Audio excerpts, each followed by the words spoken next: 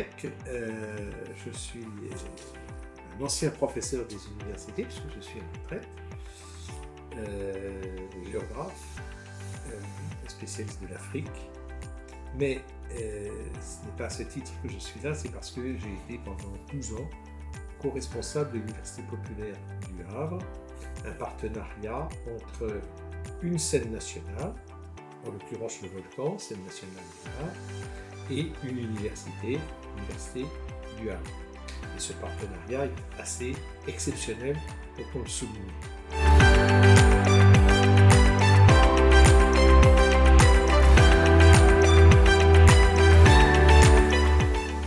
Alors, l'Université populaire du Havre a été créée d'un commun accord entre la scène nationale à son initiative et l'Université du Havre sur une base très simple, pas d'adhésion,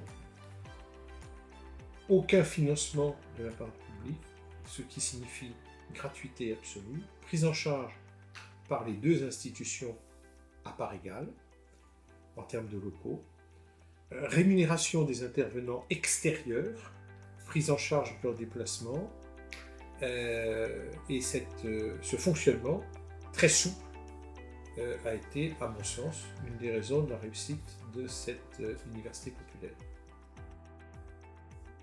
Pour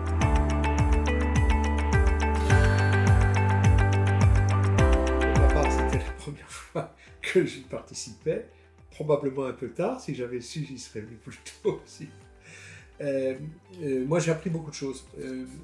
Ce que j'ai découvert, je le pressentais, mais ça a été une confirmation, c'est l'extrême diversité des situations de ce qu'on appelle l'université populaire, terme qui recouvre de multiples initiatives partout, à toute échelle de taille, de moyens, de mise en œuvre, de pratiques, si, avec toujours ce souci quand même, me semble-t-il, le plus important, c'est de répondre aux attentes de nos contemporains dans le monde qui est le leur, tel qu'il est, avec une visée, si possible, vers l'avenir. L'avenir qui ne peut se concevoir que si on analyse clairement ce qui nous a précédés, mais il ne s'agit pas de regarder derrière pour regarder derrière, il s'agit d'aller de l'avant. Et dans un esprit qui se veut hautement démocratique et social.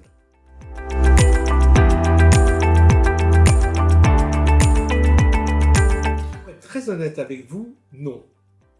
Je savais qu'il y avait une structure de ce type, parce que je me suis toujours intéressé aux questions depuis au moins par mes études, même si ce n'était pas mon champ de recherche, à tout ce qui a concerné l'éducation populaire, l'économie sociale et solidaire. Donc je savais bien qu'il y avait une structure, mais honnêtement, je n'étais jamais venu dans vos locaux et je ne savais pas exactement ce que vous pouviez y faire.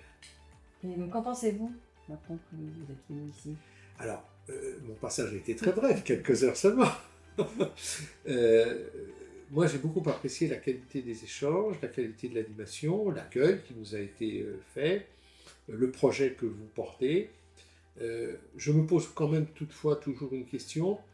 Cela fait des décennies que l'on parle d'éducation pour tous, d'éducation populaire au sens plénier du terme, où l'on parle d'économie sociale et solidaire. Et malheureusement, c'est un engagement personnel, malheureusement dans le monde qui est le nôtre et dans la vie actuelle de notre pays, tout cela me semble mis de côté. Il y a eu des périodes un peu plus propices pour mettre en œuvre ces idéaux, qui ne sont pas simplement des idéaux, qui sont des faits pratiques. Et malheureusement, je crois qu'il y a encore beaucoup à faire pour persuader ceux qui nous dirigent et les opinions publiques de la nécessité d'implanter plus avant dans notre société cette économie sociale et solidaire, et surtout ce souci de l'éducation ou de la formation. L'éducation est peut-être un terme aujourd'hui malvenu, mais la formation pour tous, dont notre société a besoin, et en particulier, malheureusement, les plus démunis, les plus précaires. Le témoignage d'Athénée Carmon là-dessus était extrêmement éclairant. Je vous remercie.